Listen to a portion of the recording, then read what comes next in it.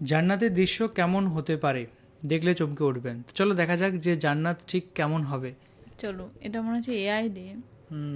জান্নাত আল্লাহর পক্ষ থেকে মুমিনদের জন্য এমন একটি নেয়ামত যা কোনো চক্ষু কখনো দেখেনি, কোনো কান কখনো শ্রবণ করেনি, এমনকি কোনো মানুষের পক্ষে কল্পনা করাও সম্ভব হবে না। সোজা কথায় জান্নাতের তুলনা কেবল জান্নাত, দুনিয়ার কোনো কিছুর সাথে তার তুলনা হয় না। এই ভিডিওতে আমরা কোরআনের আলোকে সেই জান্নাতের বর্ণনা শুনব, যার দৃশ্যগুলো শক্তিশালী এআই দ্বারা তৈরি, যা কেবল বোঝার সুবিধার্থে প্রতীকী রূপে ব্যবহার করা হবে। ভয়াবহ হাসরের ময়দানে যখন মানুষের জীবনের প্রতিটি কর্মের হিসাব নেওয়া হবে, তখন কারো ভাগ্যে জান্নাত নির্ধারিত হবে, আবার কারো ভাগ্যে জাহান্নাম। এবার কল্পনা করুন, আল্লাহর রহমতে আপনি সেই সৌভাগ্যবান বান্দাদের একজন যাদের জান্নাত নসিব হয়েছে। আপনি দাঁড়িয়ে আছেন জান্নাতের দরজায়। চিরশান্তির সুন্দর জীবন কয়েক কদম দূরেই আপনার জন্য অপেক্ষা করছে, কিন্তু ভেতরে প্রবেশের আগে আপনাকে সম্পূর্ণভাবে পরিশুদ্ধ হতে হবে। আপনার শরীর থেকে দুনিয়ার সব অবশিষ্ট দূর করতে হবে। তখন আপনাকে বিশেষ এক নদীতে গোসল করানো হবে। সেই নদীর পানি আপনার সব দুর্বলতা ও ত্রুটি দূর করে ফেলবে। আপনার শরীরের সব লোম অদৃশ্য হয়ে যাবে, দাড়ি, গোঁফ, এমনকি শরীরের অন্যান্য পশমও উধাও হয়ে যাবে। ফলে আপনি হবেন ৩৩ বছরের টকবগে সুদর্শন মানুষ। কিন্তু এখনও আপনি পুরোপুরি প্রস্তুত নন, আরও কিছু ধাপ বাকি আছে। অতঃপর আপনার জন্য প্রস্তুত করা বিশেষ এক ঝর্ণা থেকে আপনি পানি পান করবেন। এতে আপনি হবেন সম্পূর্ণ পবিত্র, ভিতর থেকে এবং বাহির থেকে পুরোপুরি জান্নাতের জন্য প্রস্তুত। তারপর আপনি দাঁড়াবেন সেই ফেরেশতার সামনে, যার দায়িত্ব হলো আপনার জন্য দরজা খুলে যাওয়া। তার নাম হলো রিদওয়ান। যাই হোক, জান্নাতের দরজার কথা বলতে গেলে জান্নাতের মোট ৮টি দরজা রয়েছে। প্রতিটি দরজা দিয়ে মানুষ জান্নাতে প্রবেশ করবে ভিন্ন ভিন্ন আমলের ভিত্তিতে। আপনি কোন দরজাতে প্রবেশ করবেন তা নির্ভর করবে আপনার আমল ও এই দুনিয়ায় তুমি কেমন জীবন কাটালে তার উপর। জান্নাতের প্রতিটি দরজার আলাদা আলাদা নাম রয়েছে, তবে সবগুলোর উপরে একই বাক্য লেখা, লা ইলাহা ইল্লাল্লাহু মুহাম্মাদুর রাসূলুল্লাহ। যারা দুনিয়াতে নিয়মিত নামাজ আদায় করেছে তারা প্রবেশ করবে সালাত নামক দরজা দিয়ে। আর দ্বিতীয় দরজা রাইয়ান, যারা রোজা রেখেছে এই দরজা তাদের জন্য। তৃতীয় দরজা হলো সাদাকা দরজা, যারা সবসময় অল্প হলেও দান করেছে এই দরজা তাদের জন্য। চতুর্থ দরজা হলো জিহাদ দরজা, যারা আল্লাহর পথে সংগ্রাম করেছে তাদের জন্য এই দরজা। পঞ্চম দরজা হলো হজ দরজা, যারা মক্কায় গিয়ে হজ আদায় করেছে তাদের জন্য। ষষ্ঠ দরজা হলো কাজিমুল গাইজ দরজা, যারা সবচেয়ে কঠিন মুহূর্তেও নিজেদের রাগ নিয়ন্ত্রণ করেছে এই দরজা কেবল তাদের জন্য। সপ্তম দরজা হলো আমান দরজা, যারা হিসাব নিকাশ ছাড়াই জান্নাতে প্রবেশ করবে এই দরজা তাদের জন্য। আর অষ্টম দরজা হলো জিকির দরজা, যাদের হৃদয় সর্বদা আল্লাহকে স্মরণ করেছে এই দরজা তাদের জন্য। যখন জান্নাতীরা দাঁড়িয়ে থাকবে তাদের নিজ নিজ দরজার সামনে, তখন জান্নাতের দরজা খুলতে শুরু করবে। তখন আপনি অনুভব করবেন এক মৃদু উষ্ণ বাতাস আপনার মুখে লাগছে, এমন বাতাস আপনি কখনো অনুভব করেননি। তারপর সেই সুবাস এমন যে আপনার আত্মাকে ছুঁয়ে যায়, এত সুন্দর, এত অনন্য যে প্রায় আপনি মূর্ছা যাবেন। দুনিয়ার সবচেয়ে উৎকৃষ্ট সুগন্ধিও তার সাথে তুলনা করা যায় না। সব ব্যথা, অনুশোচনা আর দুঃখ আপনার ভেতর থেকে মুছে ফেলা হবে। বাকি থাকবে কেবল সুন্দরতম অনুভূতি, যাতে আপনি জান্নাতের নিয়ামত পূর্ণভাবে উপভোগ করতে পারেন। অবশেষে আপনি প্রবেশ করলেন জান্নাতে। কি শান্তি! আপনার জন্য সেখানে আছে জীবন, যার কখনো শেষ হবে না। আপনার জন্য আছে স্বাস্থ্য, ফলে আর কখনো অসুস্থ হবেন না। আপনার জন্য আছে যৌবন, ফলে আর কখনো বুড়ো হবেন না। আপনার জন্য আছে সুখ, ফলে আর কখনো দুঃখ পাবেন না। আপনি জান্নাতে প্রবেশ করতেই ফেরেশতারা আপনাকে স্বাগত জানাবে আর বলবে, আল্লাহর পক্ষ থেকে তোমার উপর শান্তি বর্ষিত হোক, স্বাগতম, এখানে চিরকাল থাকো। প্রথমে আপনাকে দেওয়া হবে প্রাসাদ, বাগান ও পুকুর সহ।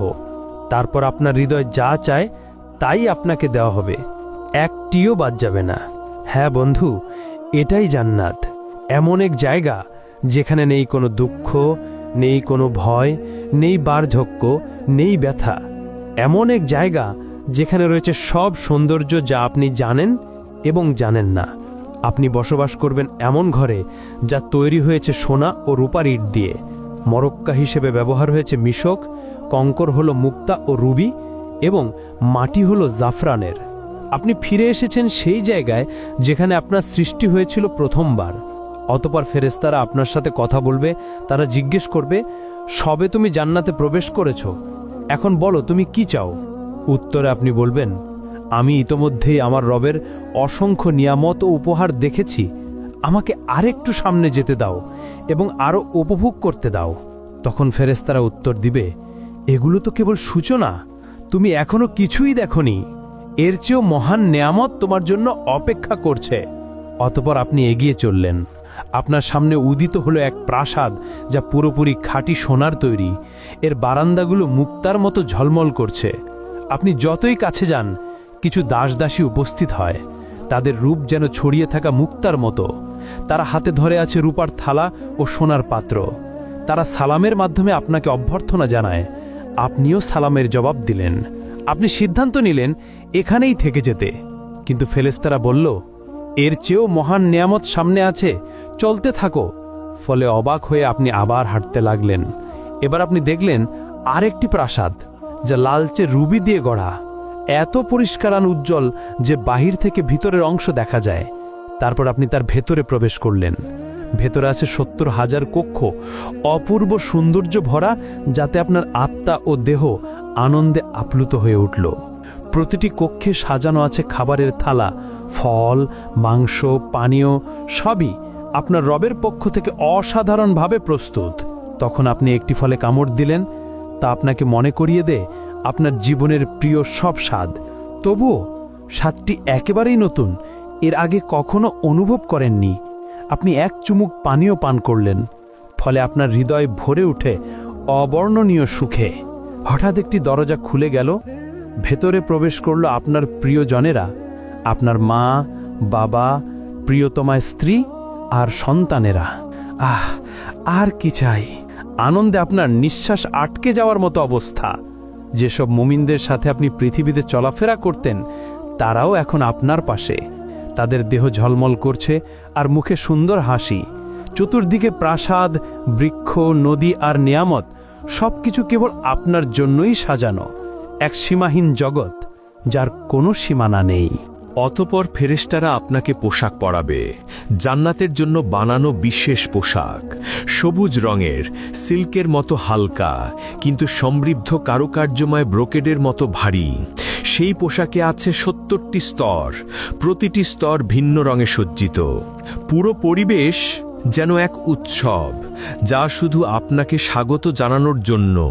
শান্ত, প্রশান্ত, অসংখ্য দাসদাসী পাশে প্রস্তুত, যে কোনো মুহূর্তে সেবা দেওয়ার জন্য। আপনি বিস্ময়ে ভাবলেন, এখন আমি কি করব, কোথায় যাব? তখন এক আয়োজন শুরু হলো। একটি মেষ আনা হলো এমন এক জায়গায় যা জান্নাতবাসী ও জাহান্নামবাসী উভয়ই দেখতে পায়। কিন্তু এই মেষ সাধারণ প্রাণী নয়, এর নাম মৃত্যু। এরপর যা ঘটে তা আপনার হৃদয়কে চিরস্থায়ী শান্তির আরও কাছাকাছি নিয়ে যায়।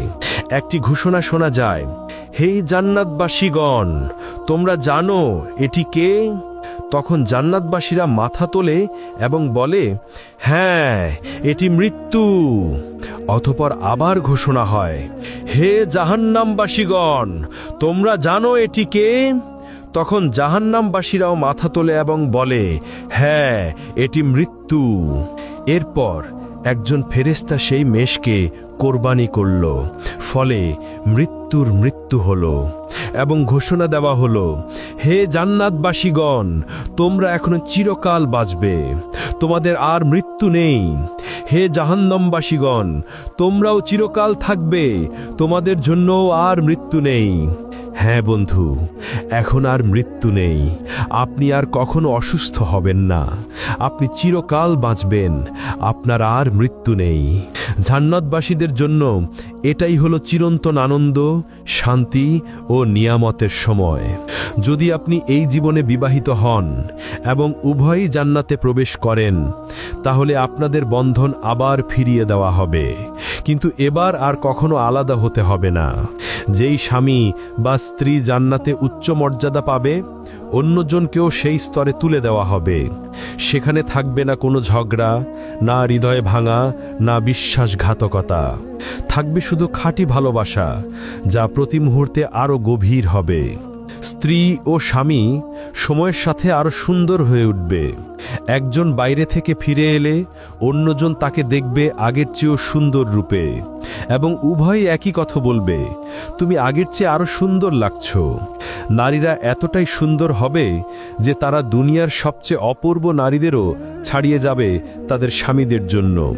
কিন্তু যদি আপনি বিবাহিত না হন বা স্বামীর সাথে কখনো শান্তি না পান, তাহলে আল্লাহ আপনাকে দিবেন তার থেকেও উত্তম সঙ্গী, যিনি শুধু আপনার জন্য সৃষ্ট, এতটাই সুন্দর যা আপনি কখনো কল্পনাও করেননি।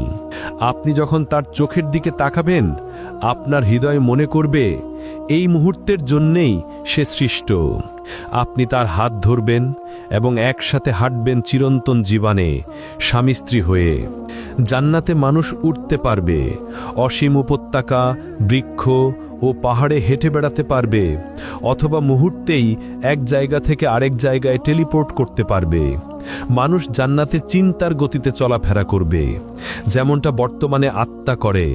কারণ আত্মা যখন দেহের কারাগার থেকে মুক্ত হয়, সে তখন স্বাধীনভাবে চলে বেড়ায়, স্বপ্নের মতো। আপনি দুনিয়াতে চোখ বন্ধ করলে হয়তো লন্ডন দেখেন, পরের মুহূর্তেই টোকিও বা ইস্তানবুলে পৌঁছে যান, কিন্তু জান্নাতে এই স্বপ্নের মতো অভিজ্ঞতাই হবে বাস্তব। হ্যাঁ, জান্নাতবাসীরা পাখির মতো উড়বে। তারা বাগান, পাহাড় ও প্রাসাদ ভ্রমণ করবে, যা কোনো চোখ আগে দেখেনি। তারা বন্ধুদের সাথে মিলিত হবে, খাবে, দাবে, গভীর আলাপচারিতা উপভোগ করবে, যা দুনিয়ার আনন্দদায়ক আলাপের চেয়েও উত্তম হবে। তারা ভোজ আয়োজন করবে, নবীদের সাথে বসবে, সরাসরি সাহাবীদের কাছ থেকে তাদের কাহিনী শুনবে, আউলিয়ার সাথে সাক্ষাৎ করবে এবং উষ্ণ আনন্দঘন কথোপকথনে অংশ নেবে, যা দেবে অফুরন্ত আনন্দ। আর দুনিয়ার সবচেয়ে বড় সমস্যা একাকিত্ব চিরতরে শেষ হয়ে যাবে। সেখানে আর কেউ একা বোধ করবে না। দুনিয়ার অচেনা মানুষ, গরিব, অসুস্থ, বন্দী, সমাজের তাড়ানো মানুষরা সেদিন তারও ফিরে তাকাবে সব কষ্টের দিকে এবং বলবে, এই কষ্ট তো কিছুই ছিল না। আমার রব আমাকে এমন সৌন্দর্য, বন্ধু আর নেয়ামত দিয়েছেন নিজের সান্নিধ্য থেকে। যদি আমি এর চেয়েও ভয়াবহ কষ্ট ভুগতাম, তবুও আমি সন্তুষ্ট থাকতাম। জান্নাতবাসীরা জান্নাতে কি খাবে এবং কি পান করবে? যখন মানুষরা প্রথম জান্নাতে প্রবেশ করবে, তখন তাদের প্রথম খাবার হবে এক তিমির কলিজা। হাদিসের ভাষ্যমতে এটি সেই তিমির কলিজা যেই তিমি দুনিয়াতে হজরত ইউনুস আলাইহিস সালামকে গিলে নিয়েছিল। আসলে জান্নাতে কোনো খাবারের প্রয়োজন হবে না। সেখানে খাওয়া দাওয়া হবে কেবল আনন্দের জন্য। বিশেষ করে পাখির মাংস এবং ফলমূলের মধ্যে ডালিম, আঙুর, চেরি, কলা এবং খেজুর থাকবে। আর পানীয় হিসেবে থাকবে সোনার পেয়ালায় দুধ, মধু, বিশুদ্ধ পানি, কাফুর ও তাসনিম। জান্নাতবাসীরা এই নিয়ামতগুলো চিরকাল ভোগ করবে, কিন্তু কখনো ক্ষুধা বা তৃষ্ণা অনুভব করবে না। জান্নাতের মূলত 7টি স্তর রয়েছে। ইবনে আব্বাস রাদিয়াল্লাহু আনহু থেকে বর্ণিত একটি রেওয়ায়েতে আমরা এটাই জানতে পারি। প্রথম স্তর জান্নাতুল ফিরদাউস। এটি জান্নাতের সর্বোচ্চ স্তর। এটি জান্নাতের কেন্দ্রস্থলে অবস্থিত এবং সবচেয়ে মূল্যবান অংশ। এটি সরাসরি আল্লাহ আরশের নিচে। হাদিসের ভাষ্যমতে জান্নাতুল ফিরদাউসে 4টি বিভাগ রয়েছে। 2টি বিভাগে সবকিছু সোনার তৈরি, আর 2টি বিভাগে সবকিছু রূপার তৈরি। কে কে এই ফিরদাউসে প্রবেশ করবে? যারা নামাজে বিনয়া প্রদর্শন করে, যারা নিরর্থক ও অযথা কাজ থেকে বিরত থাকে, যারা জাকাত দেয়, যারা নিজেদের পবিত্রতা রক্ষা করে, যারা আমানত ও ওয়াদা পূর্ণ করে, যারা নিয়মিত নামাজ আদায় করে অবহেলা ছাড়া, তারাই পাবে এই জান্নাতুল ফিরদাউস। আর দ্বিতীয় স্তর হল জান্নাতে আদান। এটি নবী রাসূল, সত্যবাদী, শহীদ ও সৎ মুমিনদের জন্য। এখানে থাকবে কল্পনার অতীত সৌন্দর্য। এর ভেতরে সোনার নদী প্রবাহিত হবে, ফেরেশতারা মুমিনদের অভিনন্দন জানাবে এবং ধৈর্যের জন্য জান্নাতের সুসংবাদ দেবে। তৃতীয় স্তর হল জান্নাতুন নাঈম। এটি নেয়ামত ও শান্তিতে পূর্ণ এক জান্নাত। যা মুমিন চাইবে সব কিছু সেখানে থাকবে। তারা আল্লাহর অনুগ্রহে চিরস্থায়ী আনন্দে বসবাস করবে। আর চতুর্থ স্তর হল দারুল খুলুদ, বিশ্বাসীদের জন্য চিরন্তন সুখের আবাস। এখানে কোনো ভয় বা দুঃখ থাকবে না। অসংখ্য নেয়ামতে পরিপূর্ণ হবে এর অধিবাসীরা। পঞ্চম স্তর হল জান্নাতুল মাওয়া, বিশেষভাবে শহীদদের জন্য প্রস্তুতকৃত জান্নাত এটি। তারা সেখানে আল্লাহর অফুরন্ত নেয়ামত উপভোগ করবে এবং চিরন্তন সুখে থাকবে। আর ষষ্ঠ স্তর হল দারুস সালাম, বিশ্বাসীদের জন্য চিরন্তন শান্তি ও নিরাপত্তার জান্নাত, যেখানে থাকবে না কোনো ভয়, দুঃখ কিংবা কোনো মন্দ কিছু। সপ্তম স্তর হল ইল্লিয়ুন, উচ্চ ও মহান স্থান, যেখানে আল্লাহর নিকটবর্তী ফেরেশতারা এবং সৎ মুমিনরা অবস্থান করবে। তাদের মুখমণ্ডল থেকে নির্গত আলো সমস্ত জান্নাতকে আলোকিত করে তুলবে। এমনকি জান্নাতের সেই স্তরও আলোকিত হবে যা সবচেয়ে দুর্বল মুসলিমকে দেওয়া হবে, তা হবে 10টি বিশ্বের সমান বিশাল। আর যখন জান্নাতীরা জান্নাতের উঁচু স্তরে থাকা প্রাসাদগুলোর দিকে তাকাবে, তাদের দূরত্ব এতটাই বিশাল হবে যে তারা সেগুলোকে তারার মতো দেখবে, যেমন আমরা এই দুনিয়ার আকাশে দূর থেকে তারাগুলো দেখি। তারা ধীরে ধীরে অভ্যস্ত হয়ে যাবে জান্নাতের জীবনের সাথে। চারপাশে থাকবে অমর যুবক খিদমতগাররা, যারা সবসময় তাদের সেবায় প্রস্তুত। তাদের আনন্দ দেওয়ার জন্য এবং সেবা করার জন্য আল্লাহ হুরগণকে সৃষ্টি করেছেন। তারা এতটাই পবিত্র যে কোনো মানুষ বা জিন তাদের স্পর্শ করেনি আগে। তারা এতটাই বিশেষ যে যদি তাদের মধ্যে একজনও এই দুনিয়ার কোনো সাগরে থুথু ফেলত, তাহলে দুনিয়ার সব সমুদ্র ও সাগর তাৎক্ষণিকভাবে নোনতা থেকে মিষ্টি পানিতে রূপান্তরিত হতো। জান্নাতে কেউ কখনো কোনো কিছুতে অসন্তুষ্ট হবে না এবং সেখানে হিংসা থাকবে না। জান্নাতের প্রাকৃতিক সৌন্দর্য এই দুনিয়ার যে কোনো কিছুর চেয়েও বহুগুণ শ্রেষ্ঠ। সেখানে অসংখ্য গাছ থাকবে, কিন্তু একটি গাছ বিশেষভাবে আলাদা, তা হলো তুবা গাছ। এর আকার বর্ণনাতীত। যদি একজন অশ্বারোহী দ্রুতগতিতে দৌড়াতো, তবু এর কাণ্ড অতিক্রম করতে 100 বছর লেগে যেত। তুবা গাছ এতটাই বিশাল যে এর শাখা প্রশাখা জান্নাতের সব স্তরে পৌঁছায়, প্রতিটি ঘর পর্যন্ত ছড়িয়ে পড়ে, যাতে সবাই এর অনন্ত নেয়ামত ভোগ করতে পারে। জান্নাতের আরেকটি বিস্ময়কর বিষয় হল কাউসার নদী। এটি আমাদের প্রিয় নবীকে বিশেষ উপহার হিসেবে দেয়া হয়েছে। এর পানি দুধের চেয়ে সাদা, মধুর চেয়ে মিষ্টি। এটি প্রবাহিত হয় আল্লাহর আরশের নিচ থেকে সিদরাতুল মুনতাহা হয়ে, তারপর জান্নাতুল ফিরদাউসের ভেতর দিয়ে অবশেষে জান্নাতের প্রতিটি স্তরে পৌঁছে যায়। এই নদীর ঘ্রাণ ও স্বাদ আমাদের আজকের কল্পনারও অতীত। কাউসার নদী ছাড়াও জান্নাতে থাকবে বিশুদ্ধ পানির নদী, যা কখনো নষ্ট হবে না। দুধের নদী, যার স্বাদ কখনো পরিবর্তিত হবে না। মদের নদী, যা পানকারীদের আনন্দ দেবে কিন্তু কোনো নেশা সৃষ্টি করবে না। এবং খাঁটি মধুর নদী। জান্নাতে এক কোমল বাতাস বইবে যখনই আমরা চাইব। যখন তা গাছের পাতার ভেতর দিয়ে বয়ে যাবে, সেই শব্দ হবে এত সুন্দর যে এই দুনিয়ার কোনো কিছুর সাথে তার তুলনা করা যাবে না। আরেক বিশেষ আনন্দ হবে সাপ্তাহিক বাজারে যাওয়া। সেখানে উত্তর দিক থেকে বাতাস বইবে আমাদের মুখমণ্ডল ও পোশাকে। এতে আমাদের সৌন্দর্য ও রূপ আরও বেড়ে যাবে এবং প্রতিবারই আমরা হব আগের চেয়ে অনেক বেশি সুন্দর ও আকর্ষণীয়। জান্নাতের সবচেয়ে সুন্দর দিকগুলোর একটি হলো আমরা দুনিয়ার জীবনকে স্মরণ করব এবং আমাদের প্রিয়জনদের সাথে সময় কাটাবো যারা জান্নাতের উপযুক্ত হয়েছে। আমরা একসাথে বসবো, আলাপ করব, একে অপরের জন্য যে দুনিয়ার অভাব বোধ ছিল তা মিটিয়ে নেব। কিন্তু এত সব বিস্ময়ের পরও এগুলো জান্নাতের কেবল অল্প অংশ। আসলেই কত চমৎকার শোনায় আর হৃদয়ে কত সুন্দর অনুভূত হয়। তবে এখন আসি সেই সর্বোত্তম বিষয়টিতে যা জান্নাতকে সত্যি জান্নাত বানায়। এ পর্যন্ত যা বলা হলো, না প্রাসাদ, না নদী, না অফুরন্ত নেয়ামত, কোনোটিই এর সাথে তুলনীয় নয়। সবচেয়ে বড় উপহার হলো আল্লাহর মুখমণ্ডল দর্শন। জান্নাতে সেই দিনে, যা দুনিয়ার শুক্রবারের সমতুল্য, আল্লাহ জান্নাতবাসীদের নিজের উপস্থিতিতে স্বাগত জানাবেন। প্রিয় বন্ধু, জান্নাত সহজ কোনো পুরস্কার নয়। এটি প্রতিশ্রুত কেবল তাদের জন্য যারা আল্লাহর দিকে ফিরে আসে, হারাম থেকে বেঁচে থাকে, ইবাদতে অটল থাকে এবং সুন্দর চরিত্র নিয়ে জীবনযাপন করে। তাই আসুন আমরা মুমিনরা শক্তিশালী হই এবং আমরা একে অন্যের জন্য দোয়া করি। আসুন আমরা সবাই নিজেদের জন্য এবং সব মুসলমানের জন্য দোয়া করি। আল্লাহ আমাদের ক্ষমা করুন, আমাদের প্রিয়জনদের সাথে জান্নাতে মিলিয়ে দিন, আর আমাদের সবাইকে সর্বোচ্চ স্থান আল ফিরদাউস দান করুন। তো এই ছিল জান্নাতের দৃশ্য আমরা দেখলাম। তো প্রথমে জানবো যে টিকুর কেমন লাগলো বলো জান্নাত। হ্যাঁ, জান্নাত দেখে খুব ভালো লাগলো। জান্নাত মানে দেখালো যে তুমি যদি কর্ম ভালো করো তাহলে তুমি একটা ভালো জায়গায় যেয়ে পৌঁছাবে, আর তোমার যদি কর্ম খারাপ হয় তাহলে একটা খারাপ জায়গায় পৌঁছাবে। আর এখানে জান্নাতে যারা যারা যেতে পারবে তাদের মানে প্রচুর সৌভাগ্য।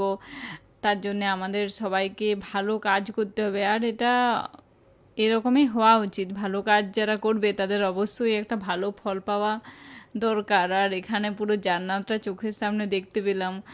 মানে জান্নাতে এআই দিয়ে সৃষ্ট এটা।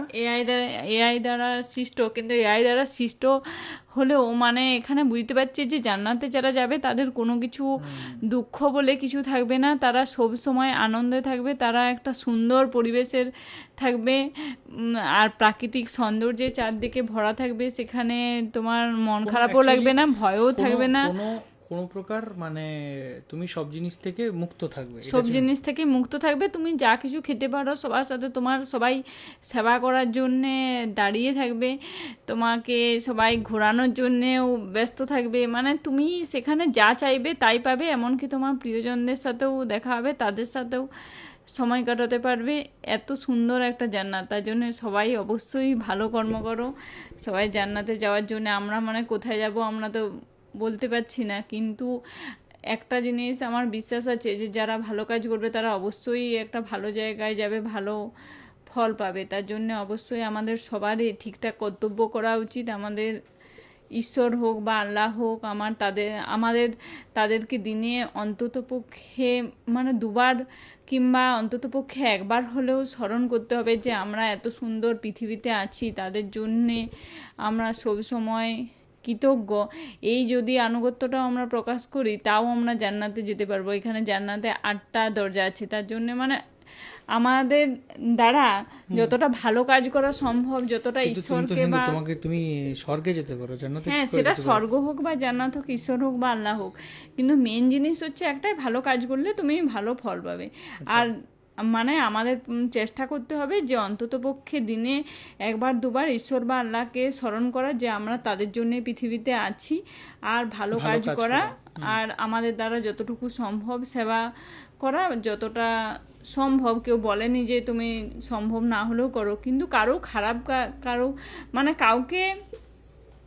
সাথে খারাপ আচরণ না করা, খারাপ কাজ না করা। আচ্ছা, তাহলে অবশ্যই ভালো জায়গায় যেয়ে পৌঁছাবে। আচ্ছা, কিন্তু এখানে জান্নাতে তোমার অনেক কিছু পাবে, কিন্তু তুমি কি তোমার আইসক্রিম পাবে? আইসক্রিমটা কথা এখানে বলেনি। সবকিছু খাবার দাবার আছে, সবকিছু মধু আছে, দুধ আছে। আইসক্রিম হয়তো ফেরেশতারা দিয়ে দেবে, মানে আইসক্রিমের থেকেও আরো সুন্দর জিনিস দিয়ে দেবে। আমার মনে হচ্ছে আমি জান্নাতে যাই। তো চলো, এই ছিল জান্নাতের ভিডিও। তো দেখলাম কিছুটা হচ্ছে আমি যে মার্ভেলসের সিরিজ দেখেছি, অ্যাসগার্ড, যে থরের যে রাজপ্রাসাদ, সেরকম টাইপের একটা সাদৃশ্য দেখালো। তো যেখানে দেখালো সব রকমের মানুষ এখানে যারা থাকবেন তারা খুব কত শান্তির দিন হবে। আর আমাদের পৃথিবীও খুব সুন্দর থাকার জন্য, পৃথিবীতে থেকেও আমরা খুব আনন্দ থাকতে পারি যখন আমাদের মন খুব ভালো থাকবে এবং আমাদের একে অপরের প্রতি কৃতজ্ঞতা থাকবো সেই জায়গাটাতে। আর হচ্ছে একটা জিনিস, তবে আমি এটা ভাবছি যে তুমি মারা যাওয়ার পর তোমার সমস্ত রিলেটিভদের সাথে দেখা হবে বলছে, তাহলে আর সবাইকার বয়স হবে 30 বছর বয়স। আর সেখানে মানে 30 বছর বয়সে বলছে যে যখন তুমি একটা জলের মধ্যে মানে স্নান করানো হবে এবং তাকে একটা পানীয় দেওয়া হবে, এবং তখন সবাইকার বয়স যেটা হবে 33 বছর না 30 বছর বয়স, সেই বয়সে তার সবাইকার থাকবে। মানে তোমার যারা বড় যারা তারাও বয়স 30 থাকবে এবং তারা সবাইকারই বয়স 30 বয়স থাকবে। আর বাড়বে না, ওই একই থাকবে। আর মৃত্যু একবার হয়ে গেলে আর মৃত্যু হবে না, কেউ কেউ মানে ছোট কোনো ছোট বাচ্চা থাকবে না। মানে কোনো কিছু চিন্তা ভাবনাও থাকবে না। আর মৃত্যু আচ্ছা যদি কোনো বাচ্চা ধরো মারা যায় তারপর সে ধরো জান্নাতে গেল, তাহলে কি সে কি সেও 30 বছর 33 হয়ে যাবে। সেও 30 হয়ে যাবে? আর হচ্ছে সেখানে কোনো দুঃখ কষ্ট কিছুই দেবে না, সবাই মিলে একসাথে আনন্দে থাকবে। এখন আমাদের মনে হচ্ছে যে যদি আমি মরে যাই তাহলে কি হবে, তাহলে তখন ওই চিন্তাটা থাকবে না। একদম। প্রিয়জনদের তুমি সব সময় পাবে। একদম। আর চলো, এখানে যে এই ছিল। একটু হাসাহাসি করছি সেটা আসলে আমরা ভিডিওটা মন দিয়ে দেখেছি, কিন্তু মানে কথাগুলো প্রচণ্ড ভালো লাগছিল, তার জন্যে কিছু কিছু জায়গায় হেসেছি। আর মনে হচ্ছিল যে আমরাও যদি কখন এই জায়গাটায় যেয়ে পৌঁছবো, এত সুন্দর করে ভিডিওটা বলা হয়েছে তার জন্যেই। তো এই ছিল আজকের video. Thank you so much video দেখার জন্য। আপনাদের কীরকম লাগলো সেটা অবশ্যই কমেন্ট করে জানান। আর এখনকার মতো এই পর্যন্ত, দেখা হবে আবার কোনো ভিডিও দিয়ে। ততক্ষণের জন্য আপনারা ভালো থাকুন, সুস্থ থাকুন, আর দেখতে থাকুন আমাদের চ্যানেল। টাটা। টাটা।